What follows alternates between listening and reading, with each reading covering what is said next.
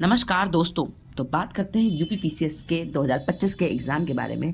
कैसा रहा पेपर, कैसा जाने का एक्सपीरियंस था सेंटर तक, कैसा एग्ज़ाम को हैंडल किया, क्या रहा, कैसा एग्ज़ाम पैटर्न चेंज हुआ है, कितना कट ऑफ रह सकता है, या कैसा मेरा पेपर गया और आप सबका क्या रहा, इन सब पे बात करते हैं। तो सबसे पहले कैसा था पेपर? पेपर वॉज ओके, वो जैसा पीसीएस का पेपर होना चाहिए था वैसा ही था। और पैटर्न पिछले पेपर के हिसाब से 2024 का जो एग्ज़ाम था उस हिसाब से उन्होंने बता दिया था आयोग ने कि पेपर लेंदी आएगा। इस बार भी पेपर लेंदी था, no doubt.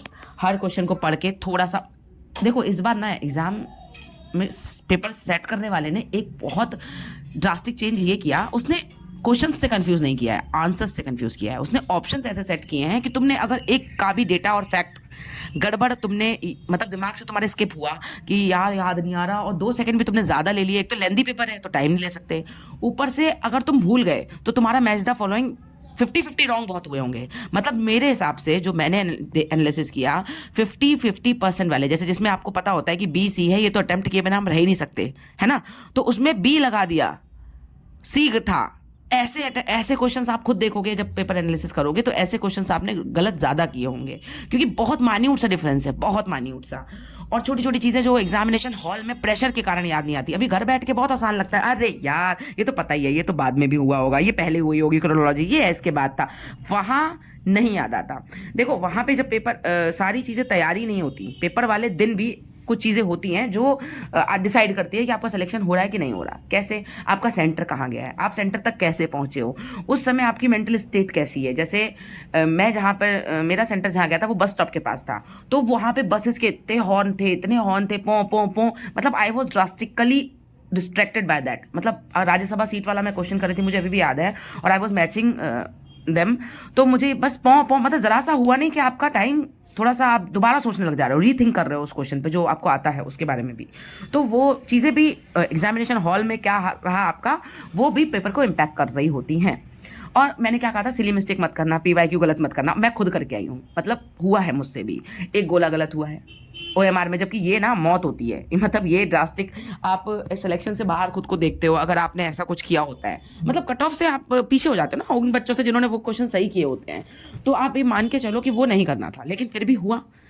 We can't avoid it, human error है, होनी ही है। तो एक आध सिली मिस्टेक जो मतलब हाँ, लेकिन मिनिमाइज की है मैंने, मिनिमाइज मतलब 1 या 2 ही मिस्टेक मेरी ऐसी हुई हैं, ऐसी ज़्यादा मिस्टेक नहीं रही।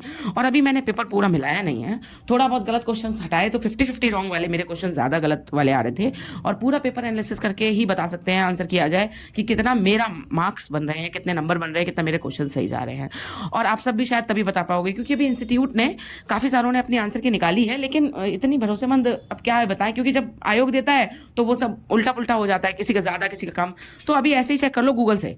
मैंने तो खुद से किया है, मैंने किसी के आंसर की से नहीं मिला रहा, मैंने खुद गूगल से किया। इससे क्या होता है, इससे 2 फायदे होते हैं।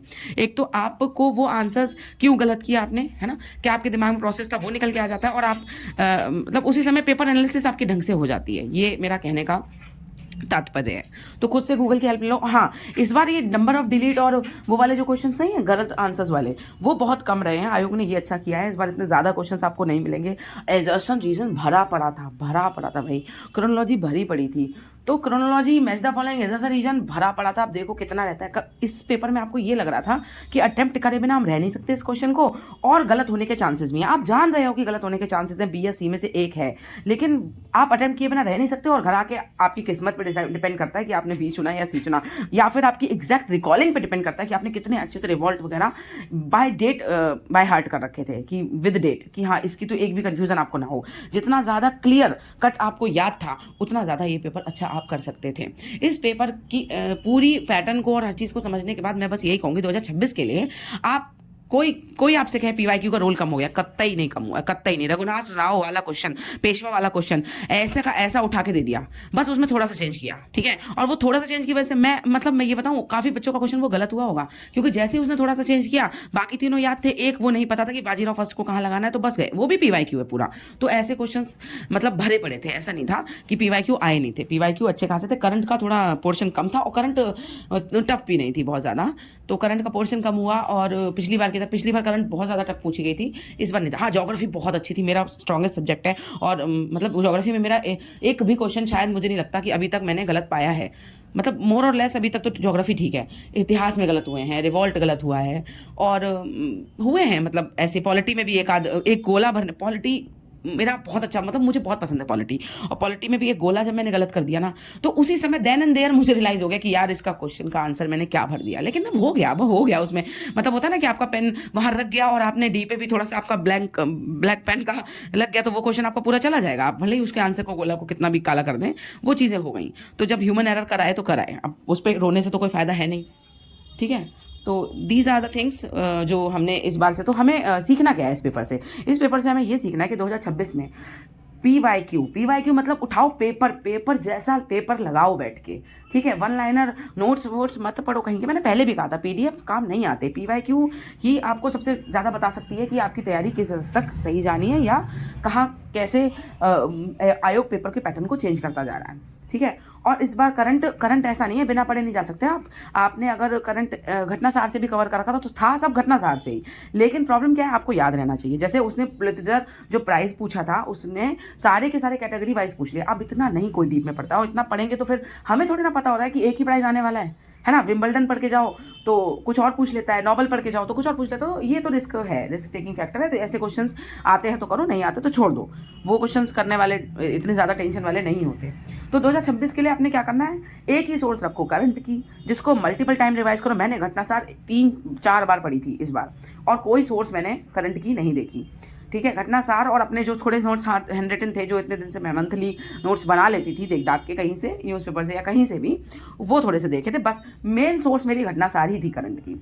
और पीवाईक्यू मैंने बहुत देखे थे, बहुत, मतलब पीवाईक्यू फिर भी मतलब गलतियाँ हुई हैं, मैं ये नहीं कहती कि गलतियाँ नहीं होती, अब गलती ना हो तो भगवान ना बन जाए इंसान, तो गलतियाँ की हैं, लेकिन पीवाईक्यू मैंने ज़्यादा फोकस किए, ठीक है। और उसका फ़ायदा भी एग्जाम में देखने को मिला, क्योंकि अब बात करते हैं कट ऑफ पे। तो कट ऑफ खेलने से कुछ नहीं होता। देखो आरओ का कट ऑफ कितना खेला था, कितना सोचा था कि मेंस लिखेंगे 133 है 135 है, नहीं हुआ, मतलब खेल हो गया वहाँ पर। हाँ, इस बार कट ऑफ में इतना ड्रास्टिक चेंज आपको देखने को नहीं मिलेगा, ये मेरा पर्सनल बिलीफ है। मानना है मानो, नहीं मानना तो अपने हिसाब से जो आपको सही लगता है वो करो, पर मेरा अपना ओपिनियन अगर पूछोगे तो मुझे नहीं लगता कट ऑफ में बहुत ड्रास्टिक चेंज आने वाला है। कट ऑफ वहीं पिछले साल की तरह आसपास रहने वाली, थोड़ा सा उससे ऊपर जा सकती है, क्योंकि पेपर पिछली बार से थोड़ा सा कम मतलब पिछली बार वाला पेपर थोड़ा ज़्यादा टफ था, ये थोड़ा सा कम उससे स्लाइटली, लेकिन मैं पेपर को फिर भी मॉडरेट टू टफ की तरफ रखूंगी, इजी बिल्कुल नहीं रखूंगी, ठीक है। मॉडरेट टू टफ मेरा एनालिसिस कल निकलने के बाद, पेपर देने के बाद ही था, moderate to tough, not easy, ठीक है। इजी पेपर मैं आरओ का बोलती हूँ, पर ये पेपर मॉडरेट टू टफ था। हाँ, पिछली बार का जो पीसेस का था वो ड्रास्टिक इसलिए था क्योंकि वो एकदम से पैटर्न चेंज कर दिया था उन्होंने,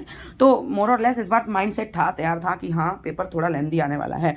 और हाँ, पेपर को अटेम्प्ट करते समय भैया क्वेश्चंस, मतलब जिसने पढ़ के सारे क्वेश्चंस और माइंड में मतलब क्लियरली फटाफट आंसर दिए, वही पेपर कर पाया होगा पूरी तरह से, नहीं तो पेपर 2 घंटे तक आपको फुर्सत नहीं थी कि आप 1 सेकंड भी दोबारा जाके पेपर को रिवाइज कर लें। ये मतलब बहुत, पेपर को करना भी बहुत चैलेंजिंग हो गया है आजकल, तो बहुत लेंदी पेपर बनने लग गए हैं, बहुत लेंदी। तो इसकी प्रैक्टिस बस यही है कि आप एक बार टेस्ट सीरीज लगा के, एक आध बार टेस्ट सीरीज नहीं, पीवाईक्यू लगा के देखो बार। पीवाईक्यू अगर आपके 2 घंटे के अंदर, वही 2 घंटे का टाइमर लगा के पीवाईक्यू करके देखो, उसी से आपकी प्रैक्टिस बनती रहे। मैं टेस्ट सीरीज को प्रमोट नहीं करती, और ना कोई कोर्स को प्रमोट नहीं करती, कोई कोर्स मत ज्वाइन करना मेंस का। अभी ना कट ऑफ का तांडव चलेगा पूरे यूट्यूब पे, कट ऑफ बता के ना सब अपना कोर्स बेचने की कोशिश करेंगे। You don't need to join any course. तुमको करना क्या है, अगर तुमको लग रहा है कि अब बात करते हैं हम, हाँ अब बात करते हैं मेंस की, ठीक है। मेंस के लिए करना क्या है, कोई कोर्स ज्वाइन करने की जरूरत नहीं है, आपने पीवाईक्यू उठाने हैं, सिलेबस उठाना है, और कोई भी पेपर 5 पेपर 6, देखो प्री निकालना आपका उद्देश्य जिंदगी का यही है कि अगर प्री निकालना है, बस मान लो इस साल का निकल रहा है तो भी, और नहीं निकल रहा है तो भी, you should have to be prepare for mains. मैंने ये गलती की थी अपने मेंस में, मैं मेंस के लिए तैयार नहीं थी, मैं प्री पढ़ती रहती, तो जब मेरा मेंस आया तो मैं ड्रास्टिकली फेल जब होकर आई थी, तो मुझे लगा कि ये ब्लंडर था मेरी लाइफ का, और फिर प्री अटकने लगते हैं ना, इसीलिए आप पहले मेंस तैयार करो। अब आपका प्री हो गया, अब आप 1-2 दिन का रेस्ट लो, घूमो टहलो, मूवी देखो, व्हाटएवर यू वांट, सो खाओ पियो, मतलब इतने दिन का जो स्ट्रेस है उसको निकालो, 1-2 दिन 3 दिन का टाइम ले लो, एंड देन सिलेबस उठाओ और मेंस का सिलेबस देखो, मेंस के पीवाईक्यू देखो, और मेंस पे थोड़ा फोकस करो कि कैसे क्वेश्चन आयोग पूछता है। ऐसा नहीं है कि हमने कोई पेपर ही नहीं देखे मेंस के, और देखे हैं तो बस ऐसे देख कर छोड़ दिए हैं, मतलब हमने बहुत ज्यादा फोकस होकर पेपर नहीं देखे मेंस के, तो ये आपने नहीं करना है। You should have to pay attention on that, और आपको पेपर देखने हैं, सिलेबस देखना है आपने, बस बाय हार्ट सिलेबस देखो। मेंस का सिलेबस ना रटना जरूरी है। लोग कहते हैं ना सिलेबस पढ़ो, वो प्री के लिए नहीं कहते, वो मेंस का होता है। आप मेंस के सिलेबस देखो, पॉइंटर्स देखो, सिलेबस से उठा के जब आप क्वेश्चन देखोगे ना पीवाईक्यू, तो ऐसे ऐसे पॉइंट उठा के तुरंत सिलेबस से ही आ गए होंगे। ठीक है, जो सिलेबस में होगा मेंस में वही आता है, तो इसके लिए आपको परेशान नहीं होना। अभी आपने 1 हफ्ता 1.5 हफ्ता यही पेपर, सिलेबस और पेपर्स पे ही ध्यान देना है, कोई कोर्स और ज्वाइन करने की जरूरत नहीं है। फिर पेपर कैसे तैयार करने हैं ये मैं आपको बताऊंगी। अगर आपको जरूरत होगी इस बात की और आप कमेंट सेक्शन में बोलोगे कि हाँ बता दीजिए, तो मैं बिल्कुल बताऊंगी कि आपको 5 और 6 पेपर या ये सारे पेपर्स तैयार कहाँ से करने हैं। फिलहाल तो बस आप इनके एनालिसिस कीजिए, इनके आंसर राइटिंग, अभी आंसर राइटिंग पे आपको बिल्कुल ध्यान नहीं देना है, बिल्कुल भूल जाइए अभी। ठीक है, मेंस का आंसर है अभी आप सिलेबस और पीवाईक्यू पे जितना कहा जा रहा है उतना सुनिए बहुत ध्यान से, ये बहुत सच में बहुत जरूरी है। ठीक है, तो आपने करना क्या है, पेपर देखना, आपने पेपर देखना है और पीवाईक्यू में देखना है कि पेपर देख के और सिलेबस देख के कहाँ से किस पोर्शन से क्वेश्चन आए, कैसे क्वेश्चन आए, किस तरह से आयोग क्वेश्चन फ्रेम करता है। इसके अलावा आपने कुछ नहीं करना अभी।